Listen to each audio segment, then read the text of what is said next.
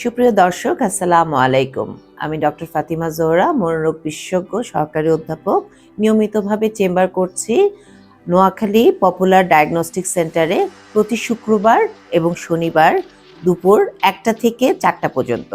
আজকে আমরা কথা বলবো একটি নতুন টপিক নিয়ে, সেটি হচ্ছে আমাদের সোশ্যাল এনজাইটি ডিসঅর্ডার। তো তরুণরা খুব কমনলি আমাদের কাছে সোশ্যাল এনজাইটি ডিসঅর্ডারে আসে, যেমন কোনো ধরনের সে হচ্ছে একটা পরীক্ষার একটা হচ্ছে ভাইবা দিতে যাবে অথবা ইন্টারভিউ দিতে যাবে, দেখা গেছে যে সে ইন্টারভিউদের সবই পারে, কিন্তু দেখা যাচ্ছে ইন্টারভিউদের সামনে সে খুব বেশি নার্ভাস হয়ে পড়ছে এবং বুক ধড়ফড় করছে, তার হাত পা কাঁপছে, তার হচ্ছে শেকিং হচ্ছে এবং সে প্রচুর পরিমাণে হচ্ছে সে ঘামা শুরু করেছে এবং দেখা গেছে একটা পর্যায়ে সে ব্ল্যাঙ্ক হয়ে গেছে।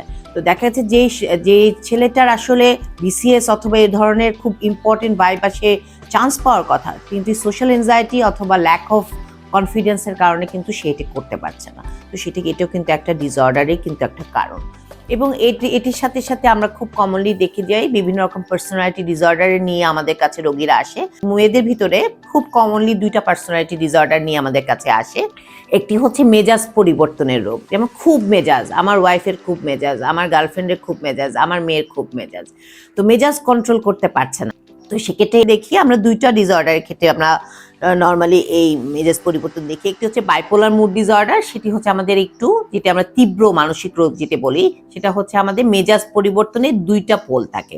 একটা পোলে থাকে ডিপ্রেশন, একটা পোলে থাকে হচ্ছে তার ম্যানিয়া, অথবা সেক্ষেত্রে হচ্ছে খুব ওভার, সে অনেক কথা বলবে, হঠাৎ করে রাগ হয়ে যাবে, মারামারিতে লিপ্ত হয়ে যাবে, নেশা নিবে হয়তো বা অনেকের ক্ষেত্রে, রেকলেস ড্রাইভিং করতে পারে অনেকের ক্ষেত্রে খুব বেশি মেয়ে হলে সাজুগুজু করবে অথবা অযাচিত কোনো রিলেশনশিপে সে জড়িয়ে পড়তে পারে।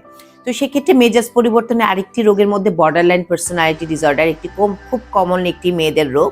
তো সেক্ষেত্রে দেখা গেছে এই মেয়েরা খুব কমনলি দেখা যাচ্ছে যে খুব টিনেজ এজ থেকে এটি শুরু হয়, 18 বছর থেকে 35 বছরের ভিতরে এই রোগটি ধরা পড়ে এবং সেক্ষেত্রে দেখা গেছে তাদের মুড খুব সুইং করে, তাদের কোনো কিছুতেই কোনো ভালো লাগে না এবং তাদের কোনো রিলেশনশিপ টিকে না এবং তারা ডেলিভারিড সেলফ হার্ম করে অথবা নিজেকে ক্ষতি করার জন্য হাত পা কাটে, অনেকের ক্ষেত্রে দেখা যাচ্ছে সুইসাইডাল অ্যাটেম্পটও নেয়।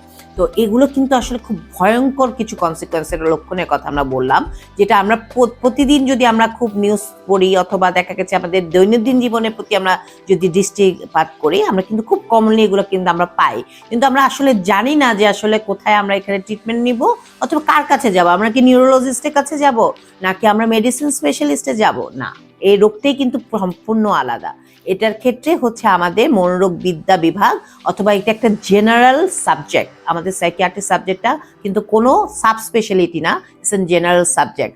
দ্যাট মিনস হচ্ছে পুরো মাইন্ডটা একটা ব্রড একটা সাবজেক্ট। তো সেক্ষেত্রে আপনার মাইন্ডের যদি কোনো প্রবলেম থাকে অথবা আপনি যদি মানসিকভাবে আপনি যদি সুস্থ না হন, আপনার শরীর সুস্থ থাকলেও আপনি কিন্তু ঠিকভাবে কাজ করতে পারবেন না।